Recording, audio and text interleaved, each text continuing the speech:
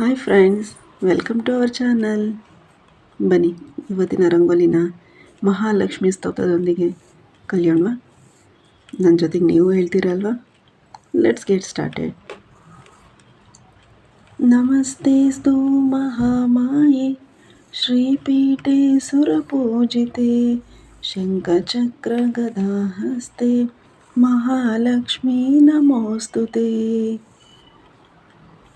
नमस्ते गरुडारूढे कोलासुरभयङ्करी सर्वपापहरे देवी महालक्ष्मी नमोस्तुते.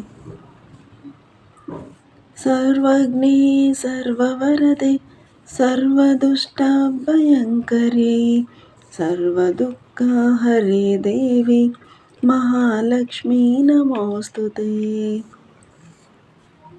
सिद्धिबुद्धिप्रदे देवी भुक्तिमुक्तिप्रदायिनी मन्त्रमूर्ते सदा देवी महालक्ष्मी नमोस्तुते.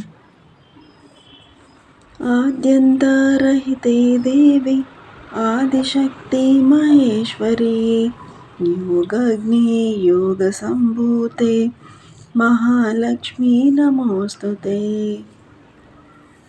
स्थूलसूक्ष्म महारौद्रे महाशक्ति महोदरे महापापहरे देवी महालक्ष्मी नमोस्तुते.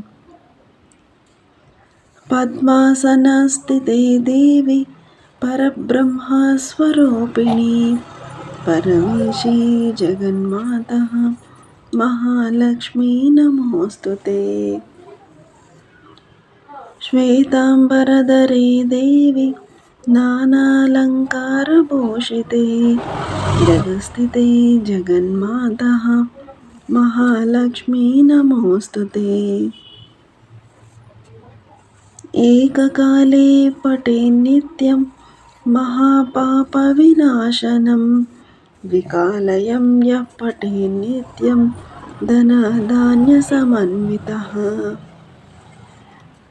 त्रिकालयं यः पठे नित्यं महाशत्रुविनाशनं महालक्ष्मीर्भवेन्नित्यं प्रसन्ना वरदा शुभा.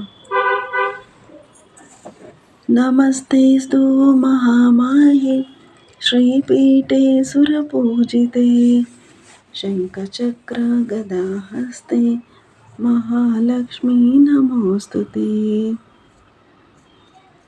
नमस्ते गरुडारूढे कोलासुरभयङ्करी सर्वपापहरे देवी महालक्ष्मी नमोस्तुते.